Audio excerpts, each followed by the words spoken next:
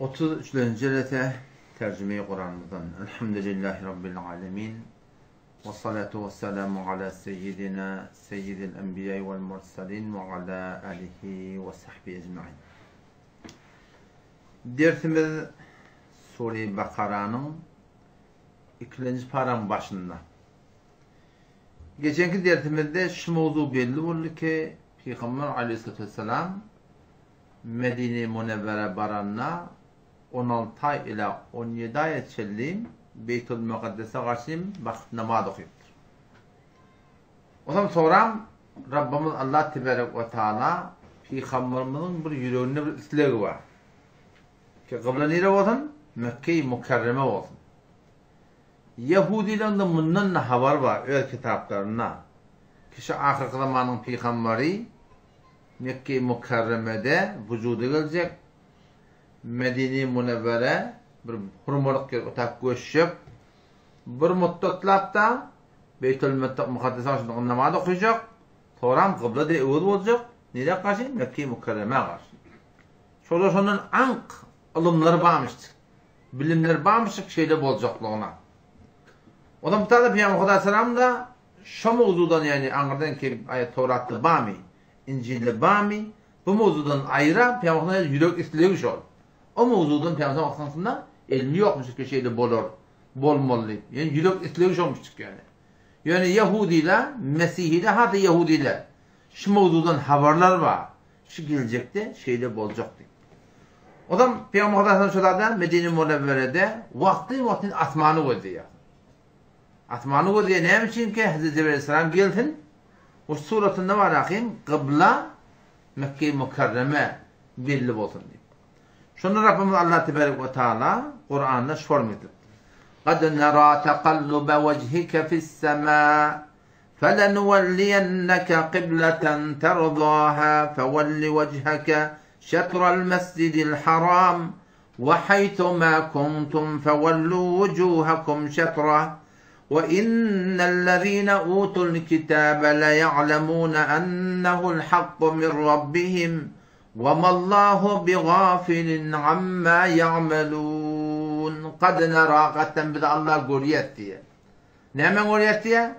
تَقَلُّبَ وَجْهِكَ فِي السَّمَاءِ Senin eğurlep senin gözlemekliğini, senin eğurlep bilin var asmana karşı bakmaklığını قَدْ نَرَى قَدْتَنْ بِدَ اللّٰه görüyet تَقَلُّبَ وَجْهِكَ فِي السَّمَاءِ Senin eğurlep gözlemekliğini, yüzünün eğurmekliğini nereden yana? Asmandan yana. Fissemâi. Ne var? Umudu var ki Kabe var ahim suratında kıble meali olsun. فَلَنُوَلِّيَنَّكَ قِبْلَةً تَرْضَاهَا Rabbimiz Allah anlatacak bir hetmin seni şu el kavvalayan kıblandan yana yüdündürecek diye. Ne kıble belli var mı hava? Şu da Peygamber Aleyhisselam burada mescid var. Benu Seleme'den galiben mescidi. Peygamber Aleyhisselam namaz okuyuptu. İkindi namaz okuyuptu. Beytül Mukaddes'in namaz okuyuptular. Şu arada Allah tarafından Peygamber vahiy geliyor. Kesin Mekke'ye karşı makmadı. 2 rekat Beytül Mukaddes'e karşı 2 rekat da böyle dolanıyorlar. Nereye karşı? Mekke'ye karşı. Şu mescid şu tarafta var. Şu mescid Benu Seleme'ne mi diye? Zul kıbleteyn diyorlar. 2 tane kıblet var. Yani şu mescidde şu vakta bir namazda 2 kıbleye karşı makıp namaz okuyuptular. O zaman ne mi Peygamber? فَوَلِّ وَجْهَكَ شَطْرَ الْمَسْجِدِ الْحَرَامِ Ey Muhammed Mustafa sen öd yüzün öğür neden yana? شَطْرَ الْمَسْجِدِ الْحَرَامِ Mescid-i Haram'dan yana. Ne Mescid-i Haram diyorlar biliyor musun? Haram dediği yani memnu diye ayttığı da şeriatta falan da haram diyorlar ha. Yani memnu diye ayttığı. Mescid-i Haram ne? Şu taada ne kadar zatlar memnu yani etmelilerden. Başka mescidlerden farkı var. Ki on geçen deferde geçti ki başka mescidlerden şu taada kan farklar var. Şu tadan sonra Mescid-i Haram deyildir. فَوَلِّ وَجْهَكَ شَطْرَ الْمَسْجِدِ الْحَرَامِ Ey Muhammed Mustafa sen yüzünü şu şatrul Mescid-i Haram'dan yana yüzlenmeli. Doğru Kabe'nin ödün görtüremezsen doğru Kabe'ye bakmalı.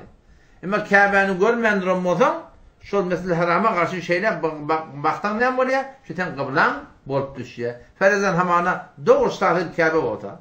Kıbla namazından ulamalar almandan belirtileri doğru şahit kıbla. Sen yanlışlık şeyler tutturdun. Yanlışlık beyler tutturdun. 45 derece sonra icada var. Sen namaz ne oluyor? Bolluğu oluyor. Sonra ne var müşkül yok. Evet de say etmeli. Doğru kıbla karşı maksat olmalı. Kabe stadını tuha, bırak böyle şeyler yapalım ne bilen, o hakkında bir müşkil yok yani. Hop, Peygamber tamam hüküm şu. Fevelli vecheke şatrul mescidil haram. Muhammed sallallahu aleyhi ve sellem şu mescidil haramdan yana yürülenmeli. Ondan sonra ne? Ummeti de şu vazife ve haythuma kuntum ey ummeti Muhammed'in her yerde bulsanız fevellu vucuhakum şatra ödüllüğünü şu kıbladan yana mescidil haramdan yana yürülendirin diye. Hop bugünün belli olur kıblalığı Mekke-i Mukarreme tayin oldu. Rabbimiz Allah Teala ve Teala şu Yahudilerden narahat. Yahudilerden narahat. Yahudiler Huda Teala gadapta vel gayril mağdub aleyhim nera qahrı gadaba du sarbattır. Sonra ne bilip bilip durup etmeptir diye. Rabbimiz Allah Teala ayetiyor da ve innellezine utul kitab bişek oları ki kitap verli Mesihiler, Yahudiler la ya'lemun. Yani ya'lemun ne demek Huda Teala? La ya'lemun ittir. Arabi bir acip bir dilla şu harfinde de mana var. Başka dille özrede. Bav, tav, kaf, kam, lam, mesela bir hurufu cedid bir görünmeden şu b'de, t'de, k'de yine var. Şu harfte de mana var. Baştaki harfler şu bizim Türkçemizde hemen t. T'de bir mana yok. K'de mana yok. Ama Arabi özrede yani. Şu b'tin ne de? Allah diyen b billahi öyle kasam oluyor öyle. B'si şu kasam aydan kullanıyor öyle. Bayağı kasam diyorlar. Ama sada ya'lemunna ya'lemun ennehu'l hakku Huda Teala şöyle bilyenler şu Mekke-i Mukarreme bakma hakkı yok. La ya'lemun kat'en bilyenler dedi. Yani %100 bilyenler diyor. Ve innellezine utul kitab bişek oları kişilere kitap verili la ya'lemun kat'en bilyenler ennehu'l hakku min rabbihim şu senin Kabe'ye karşı bakmaklığın %100 haklığın bilyenler وَمَا اللّٰهُ بِغَافِلٍ عَمَّا يَعْمَلُونَ Allah Teala onun ettiği işlerinden gafirler ki şöyle bilip dururlar, kalkıp batar yarlar diye biliyor musun? Hakep de biliyor musun? Hakep yani kemal şöyle bilip durup batırmaklık var biliyor musun? Keşif bir beter tehlike yok da o da genrat da o da ten doğru değil, hak değil, Allah Teala'nın vaadeti var, sana hakka tevfik verecektir. Emma ten doğru değil yani. Doğruyu inkar etsen o amalının başka bir grubundan var. Seni biraz soruyor. Ortada bir oklanıptı, bir gurum oldu. Seni bildirirsin haklılığını. Şu hakka hak diyten Huda Teala, şu hakka hak diyemeden şeyle bir hoş, şeyle bir razı, şu benden, şu hakka tevfik vereceklerini etti Huda Teala. Ama sen hakka hak bilip durun, yine hayhuvasın gerekli, doğanın gavurunu olacak. Doğsun gavurunu olacak, ustadın gavurunu olacak, ayağının gavurunu olacak, tokmuticim, tayfam halktan kim olmadın deyip hakkı basırsan, işte de Huda Teala şundan şu kadar narda ki ilerken bu da şüpharım şolara, işte Huda le ya'lemune, katlen şöyle bilyeyle deyip şuradan nardadan bilettir. Ya eyyühellezine amenu, ve de delil. Hakka hak diysen Huda Teala'nın arkanda. Doğru değil, ve ne edip bilmesen de. Ne mi? Ama doğrusu şey, men başaramak. Hak şey men başaramak. Ya eyyühellezine amenu ey iman getiren adamlar ittakullah Allah'tan korkun. Halktan korkma. Dostundan korkma. Ustadından da korkma. Kövrenden de korkma. Allah'tan kork. Doğru mu? Ve kulu kavlen sedide. Doğru kepten diyor Huda Teala. Hakka hak değil. Ne mi çağırdım ya Allah? Yuslih lekum a'malakum. Amallarını Allah ıslah edecektir da. Hakka hak demekte şicre bir Huda Teala'nın yanına tüygüler dedi. Yuslih lekum a'malakum amallarını ıslah edecek. Ve yagfir lekum zunubakum avval edilmeyen günahkar vermişsin Huda Teala orada affedecek inşallah Teala biliyor musun? Onun için zaten hakka hak demeklik her bir sorusunda orada şu tadı neymiş o Huda Teala katıyor yanında. O tadı sen var hak diyecek adam hemen doğanın malakın birbirine vurşaya. İnin vurşaya, atan vurşaya. Seni görüp de takdir eninde, takdir atağında dağıtgahı oluyor adam. Onun için da şahitçilik var mı öyle? Kimin aleyhine? Elin aleyhine. Anlatat mı? Anlatat etmese anlatat değil yani. Onun için da inşallah şu sıfatı da boza, Huda Teala'nın arkamını oluyor, sana tevfik geliyor. Yok, emma hakka hak demeden, hakkı inkar etsen ne oluyor? وَمَنْ أَظْلَمُ Kim zalimler ol bir adamdan ki şu hakkı inkar ediyor. Hak bilip durup inkar etmektir ki Huda Teala'nın katı bir yokuş koruyanlar. Bula ne bilirler? Öyle ne? Kat'en bilyenler kabla ne form nece ama bula ne metiyeli yani şunu inkar ediyorlar. İlk ayette Hudaý Tebarak we Taala Rabbimiz qasam içiýipdir. Näme qasam içiýipdir? Şeyle şu Yahudilere, Mesihilere her nece dilde itiraz etýärler. Her form delil okuylar, kabul etmeýärler. Ten kıblana bile tabi olmayan. Ten de bilen kıblana tabi olmayan. Ola da şöyle birbirine kıblana tabi olmayan şuna yönü gurunçta da ten eğer hakkı bilip durup yine şoran yine düşsen gurunçta da vakıda dedin zalim sana deyip biliyor musun? Muhammed Peygamber Kuda sama diye ten hakkı bilip durup da yine de şol na haklık yine düşsen Kuda sana zalim deyip dursa da. Ayet okuyup vereyim. وَلَئِنْ أَتَيْتَ الَّذ۪ينَ أُوتُوا الْكِتَابَ بِكُلِّ آيَةٍ مَا تَبِعُوا قِبْلَتَكَ ببر بölük. وَمَا أَنْتَ بِتَابِعٍ قِبْلَتَهُمْ ikinci bölük. وَمَا بَعْضُهُمْ بِتَابِعٍ قِبْلَةَ بَعْضٍ üçüncü bölük. Ama sözün sonu ne mi? وَلَئِنِ اتَّبَعْتَ أَهْوَاءَهُمْ مِنْ بَعْدِ مَا جَاءَكَ مِنَ الْعِلْمِ إِنَّكَ إِذًا لَمِنَ الظَّالِمِينَ Peygamberimize ittirler şimdi. Peygamberimize ittirler. Muhammed Mustafa sen de şeytin sen zalimlerden bolyan ettirler. Peygamberin etçek işler ağayım. Peygamber hakkı bilip durup hiç adam atacak değil. Ne Peygamberimize ittirler? Ki şoma vakti şey deyip tu birim günümün ne yapmalar olsan biliyor musun? Seyyidul Murselin Hudaý Teala şey deyipti. O da ne mi diyorlar? وَلَئِنْ أَتَيْتَ الَّذ۪ينَ اُوتُوا الْكِتَابِ Kasam diye Allah Teala. Eğer şey ehli kitaba bi kulli ayetin her bir nişani bilen galagatın ettir. وَلَئِنْ أَتَيْتَ الَّذ۪ينَ Kasam diye Allah Teala eğer şu ehli kitaba kitap verilere eğer bi kulli ayetin her bir delil bilen getiraga her formattaydaga ma tabi'u qiblatak sen kıblana tabi olmayanlar.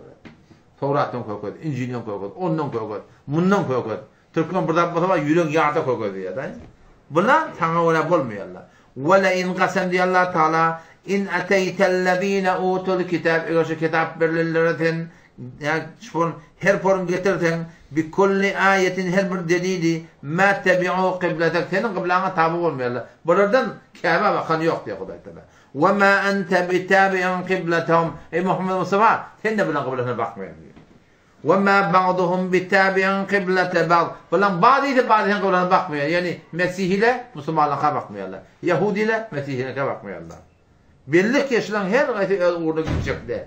İşte da şolara bir acayip bir bahanamıştık. Eğer vagan şolun malakım yani hakka tabi olacak olsa. Başla Peygamber yenecek olsa.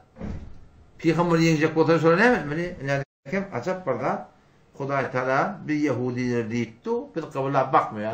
Ama Muhammed'e sahip olun. İlerken men dolandım deydi. Ne böyle belli oluyor?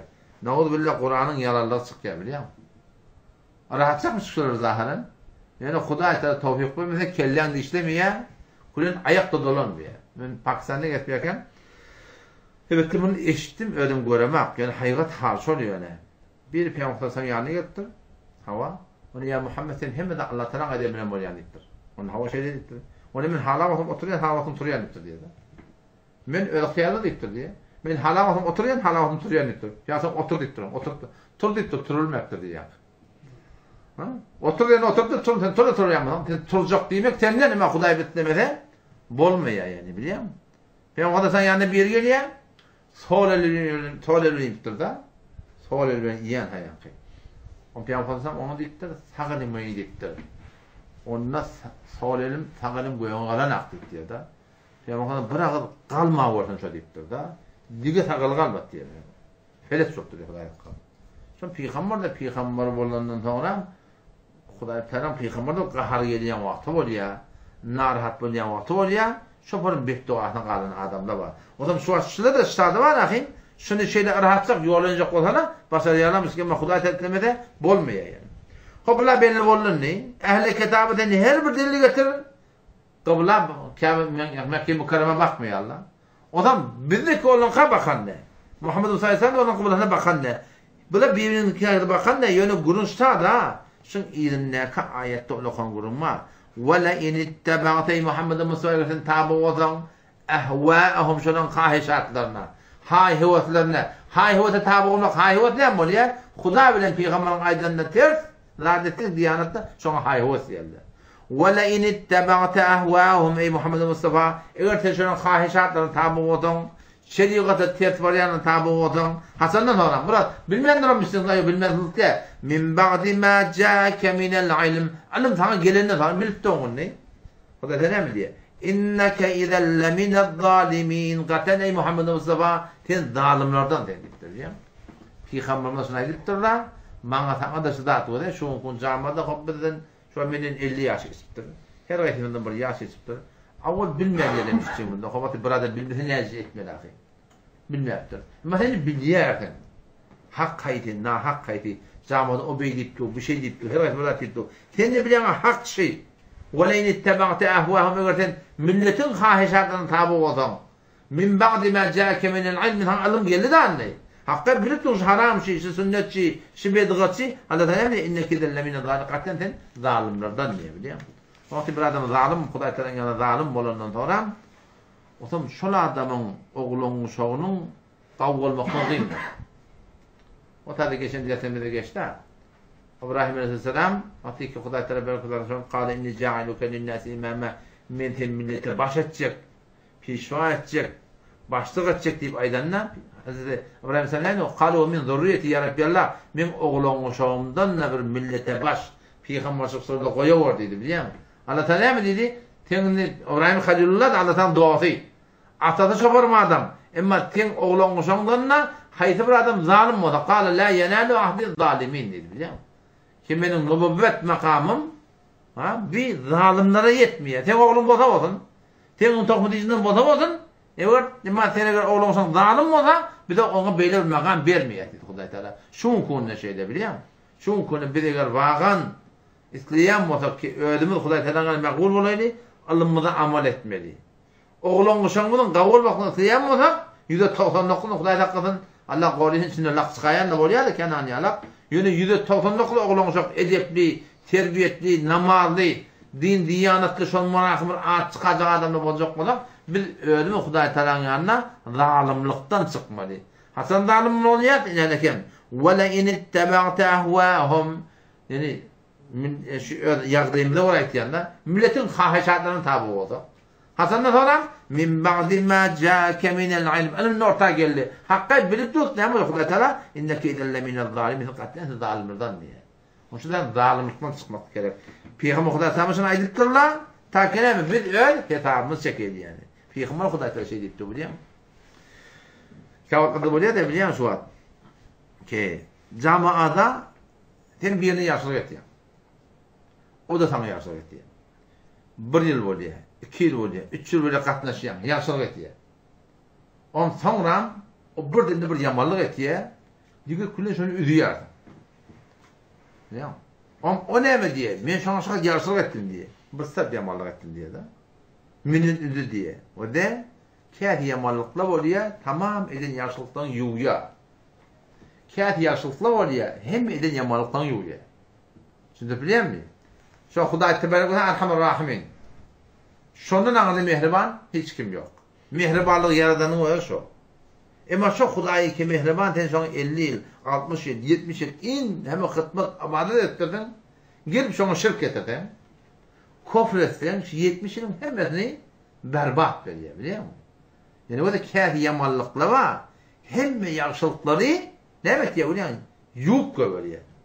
Ama ne kadar yaşlılıkla var, bir adam 50 yıl, 60 yıl, 70 yıl kufrda getirtir. Ahirde geliyor iman getiriyor. Hem yamallıkla yuh da ne demek ya? Şu cenneti yetiyor. Kadına kâhi yaşlılıkla var, hem yamallıkları yuh ya. Kâhi yamallıkla var, hem yaşlılıkları yuh ya. Ondan müstahada edecek yanım, birbirinden kâvattan alalı oluyor da, in hemen hıtmet ettim diye de. İn hemen kavluq ettin, kavluq ediptirdin da. O da sen kavluq ettin, sen de kavluq ettirdin. Ama sen şey edenişin. Hamana namusunu götürüp durdun. Şuna menes bir iş edip durdun. Ki şol barakim kabile berdaşta götürür yağlak da biliyor musun? O yüzden hizmetler baryon yuh köbür. Şudanla kati haberdar olmak gerek. Bu da şon bir yeri. Biliyor musun? Ilmın var, bilmin var. Ilmın var, bilmin var. Ilmın amel etmesen barakim şundan peyda yok yani. O Hazreti galiben Miqdad radıyallahu anh men diye Mescid-i Kuba'dadık diye de biz. 10 neferdadık diye. Mescid-i Kuba'da ilmi öğrenip tuttuk diye de. Namazdan, dehretten, hadisten, Kur'an'dan muhtelif ilimlerden ilmi öğrenip tuttuk diye. Onun sonra Peygamber Aleyhisselam anırdan geldi diye, ayıttı diye her neyse okuyun, amel etmesine sevap yok diyor. Serfin bilmekliğe sevap yok yani biliyor musun? Biliyorsun, öğreniyorsun, öğretecek niyetme öğreniyorsun. Olayla vurdun. Ama öz zindagi şahsında burada biliyorsun zaten. Ama amel etmiyorsun. Biz özümüzde biliyet diye biliyor musun? Bilmeklik bilen bir adama sevap verilen olsa iblise verilmeli. Çünkü iblis alim. Ferişleri diye söyleyen. Ama biz özümüz biliyoruz. Şey diyor şu ilahın işleyen de şey diyor. Bir etmek gerek ya biz biliyoruz. Yani bilmeklik adama fazilet değil. Tadama ne ki şol bilip duran adamı da amel etmen yerde amel etmedik. اَلَّذ۪ينَ آتَيْنَاهُمُ الْكِتَابَ يَعْرِفُونَهُ كَمَا يَعْرِفُونَ أَبْنَاءَهُمْ وَإِنَّ فَرِيقًا مِّنْهُمْ لَيَكْتُمُونَ الْحَقَّ وَهُمْ يَعْلَمُونَ اَلَّذ۪ينَ اولئك آتَيْنَاهُمُ الْكِتَابَ bir kitap verdik. Yahudiler, Mesihliler يَعْرِفُونَهُ peygamber tanıyorlar. كَمَا يَعْرِفُونَ أَبْنَاءَهُمْ en oğlunu çoktan tanışıyorlar. وَإِنَّ فَرِيقًا مِّنْهُمْ bir bir cemaati başlı Yahudiler, Mesihlilerden لَيَكْتُمُونَ الْحَقِّ yine yektumun gelmedi ha. لَيَكْتُمُون geldi biliyor musun? لَيَكْتُمُونَ الْحَقَّ hakkı batırıyorlar katan وَهُمْ يَعْلَمُونَ halani biliyorlar diye biliyor musun? Yani şöyle Peygamber Aleyhisselam'ı Peygamber Aleyhisselam'ın yetmeden önce eyni oğlunu tanıyorlar. Şimdi bir kefe şahit minnaval 100 taraflardan oraya. Ki şola, burada şu enatadın tanışarak değil yaptı Kudaydaşlar da. Peygamberi enatadın tanışarak değil yaptı. Oğlunu son tanışarak değil. Sonra ne mi oğlunu çok enatadının imanının haberi yok. Bu tarafın ne mi kerttir? Ne için kerttir? Ödaydı amata. Bu tarafında ne alamet var? Ama oğlun bedeninden haberi yok. Enatadın haberi var. Elinin ne için kertlerini, arkanın ne için alamet kalanını, kellerini de yarlarını oğlan bilene. Peygamber Kudaydaşlar şöyle ey oğlunu son tanışarak tanıyorlar dedi. Yani ne demek yani biliyor musun? La yaktumun hakkı batırıyorlar. Ne için? Ne mağarada? Ve hum yani bilip dururlar. Alımsızlığın kurun der biliyor musun? Vakti Peygamber Aleyhisselam nami veriyor. Muhtelif padişahlara karşıyım.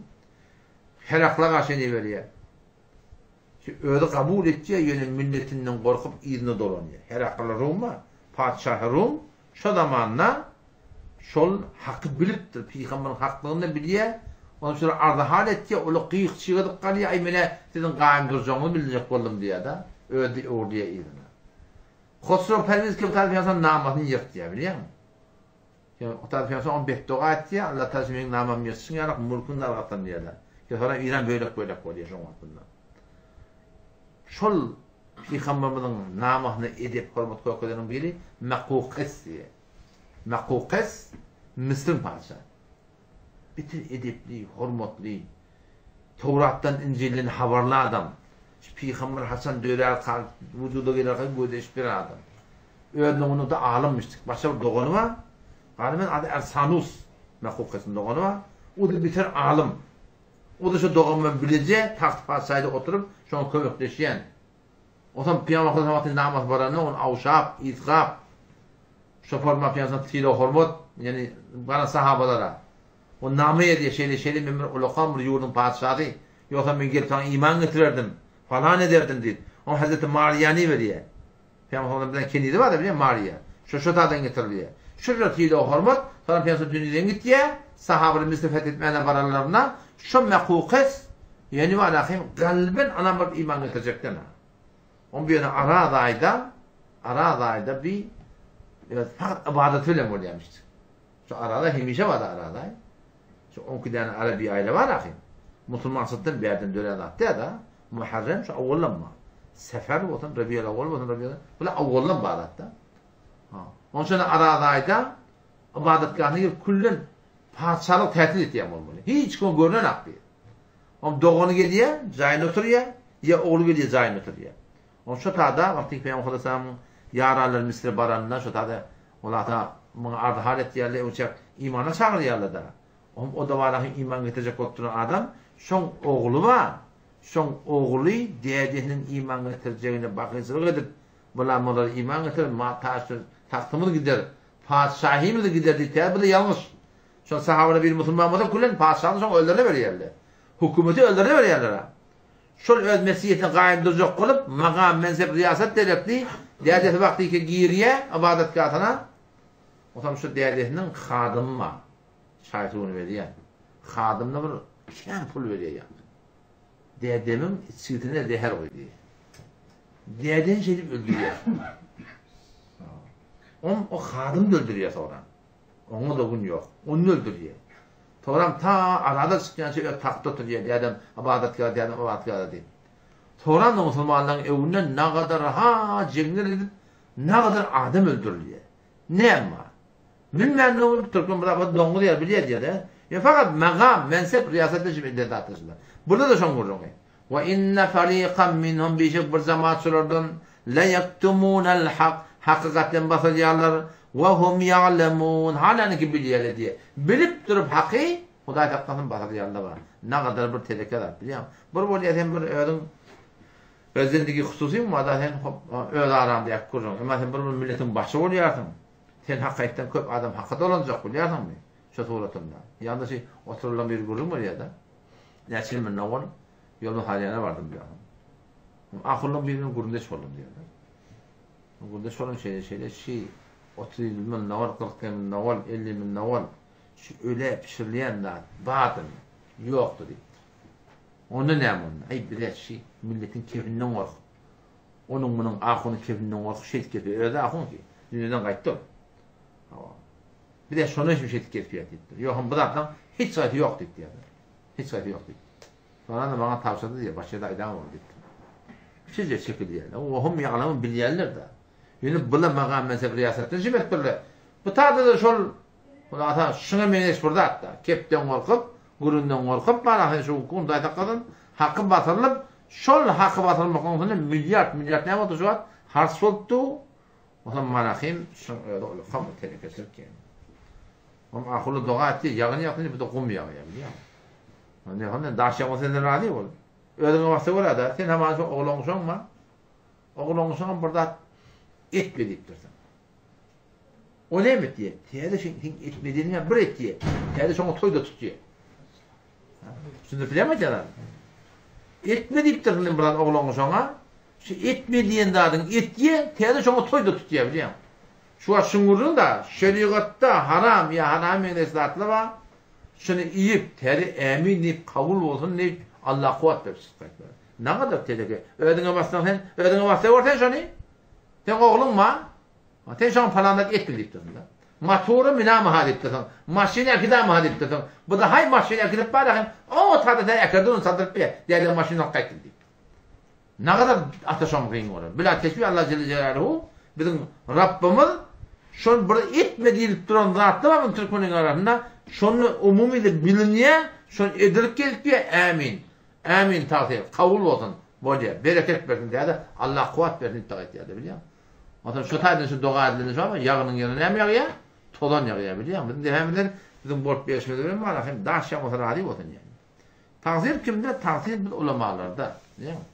Millet, bilen akla bakayım. Bilen akla, ne ememiz ya? Avam da biliyor musun? Bilen akla. Ne yaşamak etmiyor ona? Bilip dururlar materyal. Bilip dururlar yağda şeyler var. El-hakku min rabbike ey Muhammed Mustafa el-Burdadi ki sen şalıp bariyatın el-hakku şol hak min rabbike senin Rabbin Allah'ın tarafından فَلَا تَكُونَنَّ مِنَ الْمُمْتَرِينَ Pekten şirket yerlerden olma. Peygamber de şirket çekiyor ki biliyor musun? Peygamber de edip dururken bir stada öyle hetabını çekiyor. وَلِكُلِّ وِجْهَةٌ هُوَ مُوَلِّيهَا فَاسْتَبِقُوا الْخَيْرَاتِ أَيْنَمَا تَكُونُوا يَأْتِ بِكُمُ اللّٰهُ جَمِيعًا إِنَّ اللّٰهَ عَلَى كُلِّ شَيْءٍ قَدِيرٌ وَلِكُلِّ her ummetten şirim وِجْهَةٌ قِبْلَةٌ her ummetin kıblası var. Huve muvalliha şu kıbleden yana bakıyor Allah. Beytül Mukaddamana Mesih'le bir cihete baktırlar. Yahudi'yle bir cihete baktırlar. Ümmeti Muhammed sallallahu aleyhi ve sellem kıbleden karşı Mekke karşı baktırlar. وَلِكُلِّ وِجْهَةٌ her ummetten yana وِجْهَةٌ kıbleyi var. Huve muvalliha şu şundan yana bakıyor. Peki siz ne yapın? فَاسْتَبِقُوا الْخَيْرَاتِ Beylek bakmalı, şeylek bakmalı. Bu kadar tanım emri. Nilek bak dedi, şuna bakmalı. فَاسْتَبِقُوا الْخَيْرَاتِ ne yapın? Hayırdan yana sıvgat alın diye. Sen beylek bakandan hemen beylek bakandan hemen. Huday tanım değerli gelmiyor ki. Sana da değerli gelmiyor. Huday tanım bıtak bak deyiptir çeşim. Bıtak bak deyiptir çeşim biliyor musun? Müslüman eğer bağın kullukta olsa hiç vakti var rahim itaatten yüde vurmuyor yani. Aynı ma tekunu her yerde olsanız Ya'ti bikumullahu cemi'a bar yoğun Allah tebarek ve teala üşüp bar yoğun getirecek. İnnallaha ala kulli şeyin kadir. Bir şey Allah Teala her burada da kadir. Bir rakam Sahih Buhari'de geliyor da bir imanlı adam ölecek bolonla bir günah keçiliğinden korkup zat edip oğlun şuna vasiyet ediyor. İnerken ben ölsem ben cesedimi yakın diye. Kullen yartın yere verin diye yartın da deri atmam. Ne bilin adaptan korkuyor. Öyle hıyalına burada bağmıştık da. Bir kemme şeyip adaptan kurtarılayım diye. Ona Rabbim Allah tebarek ve teala deri yaktı hükmediptir, havada hükmediptir. Üşürttürle ama sonra soracak Huday Teala Peygamberimizin bir aydan gibi ne için beyttin deyiptir diye Huday Teala ama. Onu yaratmıyor sen adamından korktun deyiptir diye de. Huday Teala şunu bağışlaktır diye. Hek bir derden yalkarının kurduğunu bir derden karganın kurduğunu tabi imanlı adamın kurduğunu tabi. İmanlı adam hıyalını burada ediptir. Huday Teala sonra fazlasat bağışlaktır diye. Sen elen cehennemizin vücudumuz zerre zerre olsun bir kabra gireyli. Huday Teala bir cesedi heyvaniydin. Her burada olsun. Neymiş Huday Teala? Ya'ti bikumullahu cemi'a. Bar yağmlı, işir ve kıyamet günü şun huzuruna varmalı. Ki bir şey Allah Tebarek ve Teala her burada da kadir. İdindeki iki tane ayet yine şu önkü geçen mezmunun tekrarı. Şu kıvlardan yana bakmalı. Umumi konu tercüme ettireyim. Ve min haythu kharajta Muhammed Mustafa her bir yanadan çıktın. Fevelli vechheke yüzünü şetrel mescidil haram mescidil haramdan yana. وَإِنَّهُ لَلْحَقُّ مِنْ رَبِّكَ بِشَكْ şol Kabe'den yana bakmaklık kat'en şu senin Rabbin Allah'ın tarafından hak şol وَمَا اللّٰهُ بِغَافِلٍ عَمَّا تَعْمَلُونَ Allah Tebarek ve Teala senin ettiğin işinizden gafiller وَمِنْ حَيْثُ خَرَجْتَ her bir yanadan çıktın ey Muhammed Mustafa فَوَلِّ وَجْهَكَ شَطْرَ الْمَسْجِدِ الْحَرَامِ yüzün şol kıbladan yana yan dola yani öğürlep bir kefa aydettirdi. Ne için şun hukum olukon hukum diye da Kıbla karşı makmali, kıbla evvel oldu. Burada evlet tekrar ettiler ki nemetin hakka cülüklerde zailesin. Burada hiçbir şey yok. Şüpheyi arada kaldı. وَمِنْ حَيْثُ خَرَجْتَ فَوَلِّ وَجْهَكَ شَطْرَ الْمَسْجِدِ الْحَرَامِ Ey Muhammed Mustafa her bir yanadan çıktın. فَوَلِّ وَجْهَكَ yüzünü evur. شَطْرَ الْمَسْجِدِ الْحَرَامِ Mescid-i Haram'dan yana. وَحَيْثُ مَا كُنْتُمْ ey ümmeti Muhammed siz de her bir yanadan çıktınız. وحيث ما أخذ وحيث ما كنتم her birinde bolsanız fark etmiyor. فَوَلُّوا وُجُوهَكُمْ شَطْرًا yüzünüzü şol neme Kabe'den yanaya dolamaklık gerek. Nereden çireyim? لِأَلَّا يَكُونَ لِلنَّاسِ عَلَيْكُمْ حُجَّةٌ taş adamlardan yana sizin aleyhine delil olamasın diye. Ne mi delil? Şöyle yana ayıttı mı? Yahudi ile Mesih ile öyle kitaplarını bilgilerlemiştik de. Kesin kıble tehvir olacak. Kıble evvel olacak. Siz bu hukun kıblağına evvel etmediniz. İnanakım Tevrat'ta bari sizin yüzünüze vurarlar deyip Huday Tebarek ve Teala şu aslarda hakkı için belirttir. لِأَلَّا takip olamadın. يَكُونَ لِلنَّاسِ عَلَيْكُمْ حُجَّةٌ adamlardan yakın yanın aleyhine delil olamadın ya Huday Tebarek ve Teala. Şu yankı Tevrat'ta bazı ne dolanmadığını deyip aydarla diye de Huday Teala. İlla ellezine zalemu minhum. Onlar ki zulmettiler diye de. Zulmeden adam da var. Onlar keplen durup olmuyor. Her nemde olsa o da kepin ayıtıyarlar biliyor tamam. Fela tahşavhum. Rabbim Allah'ta siz onlardan korkmayın deyiptir. Kimden korkmayın? Vahşavni min Allah'dan korkun diye. Milletin kepinden korkup vermeyin. O da ayet-i Kur'an'ı inip de yine de şöyle kepte koyarak. Ayet-i Kur'an'ı yine kepte koyarak. Şu koyunca yaşayışımızda şeyde de. Her form manakından doğru bol. Her formdan kavval yine de her gün doğası var, düşmanı var. Ne yapmalı? Şeriata tabi olmak gerek. لِأَلَّا يَكُونَ Öylesinden aydan. وَحَيْثُ مَا كُنْتُمْ ey ümmeti Muhammed siz her yerde bolsanız فَوَلُّوا وُجُوهَكُمْ evrun yüzlerinizi şatrahu Kabe'den yana لِأَلَّا يَكُونَ لِلنَّاسِ عَلَيْكُمْ حُجَّةٌ ta adamlardan söyleyeyim sizin tersinize sizin aleyhinize delili bolmasın, itirazı bolmasın. İllellezîne zalemû minhum onları ki zulmettiler. Felâ tehşevhum siz onlardan korkmayın.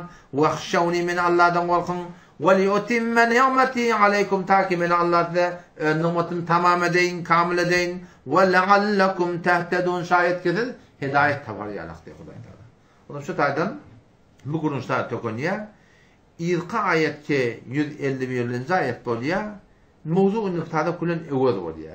Tabi Peygamber Aleyhisselam'ın Allah Tebarek ve Teala Peygamberimize 4 tane vazife verdi. Şoğutunu gurrun edip de Rabbim Allah Tebarek ve Teala kelamını çalışıp idarlar gider. Vesselamu Aleyküm ve Rahmetullahi ve Berekatuhu.